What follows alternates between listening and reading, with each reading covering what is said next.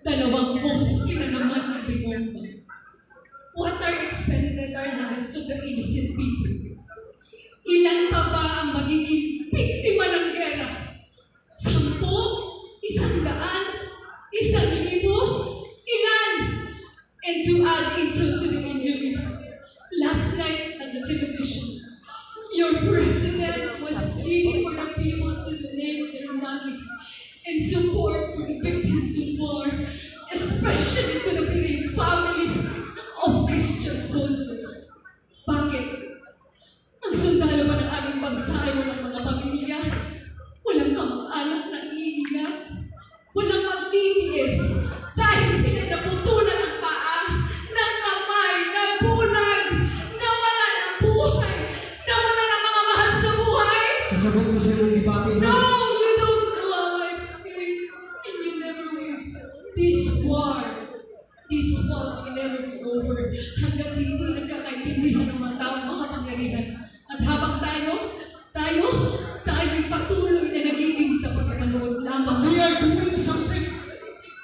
Magkahulugan ang ating pinabuha. Ewan ko kung ano ang kahulugan ng pinagagawa natin ito.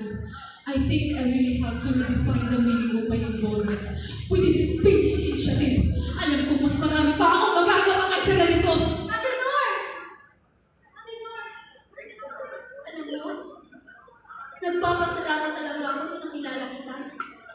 Noon, nung bata pa ako, makulit talaga akong iyakin. At pag naging makulit akong iyakin, palaging panakot sa akin ng nanay ko. Hala! Nanay Muslim! Isisilip ka niyan sa sako at kakainin ka niyan! Tumatak talaga yun sa isipan ko. So every time na may Muslim, natatakot talaga ako umiiwas. Pero nung tumugtog ka ng ulinta at nagkwento ko sa iyong buhay at kultura, ang saya-saya ko na wala yung aking mga takot.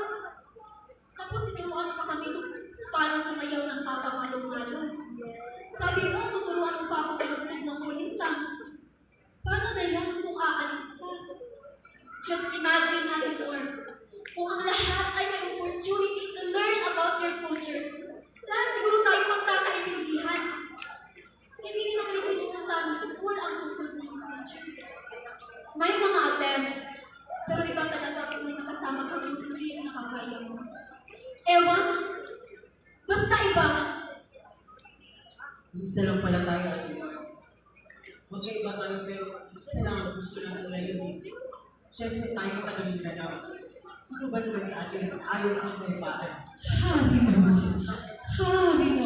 Ano ngayon ang gusto mong gawin natin? Ano ang gusto mong gawin natin?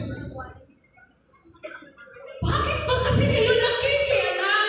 Yan ang isa sa mga ruto sa kaguluhan dito sa Mindanao. Ano ngayon ang gusto mong gawin? I-proclaim ang Mindanao sa wala ng promise? Nasa simula pa lamang sa inyo na ang Mindanao. Nang wala pa ang mga Kristiyano, andito na kayo. Kayo ang nanginirahan dito. Those words are exactly the words of my father. Pagdiriwang iyon ang pagpapanalo ng aking amang bilang mayor ng Gomera nang makapatay ang aking isa sa ibinuya ako ng aking ama na kailanman hindi ko nakita at nakilala. Si Roma.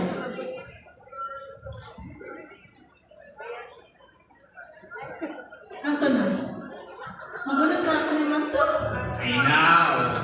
Di nga din, Rita Cora, pabayaan mo na sa atin ka sa iyong atikain. Huwag mo naman ako mapurahin. Kailangan ngayon ng magutulong na mamahal sa lahi. Sa naialay ang kanyang panahon ang kanyang alang-alang sa pakikitigbang. Kakalan ko ang aking tungkulin pero huwag mo naman ako mapurahin. Nangako ako kay Ama na tatapusin ko muna ang aking pag-aaral.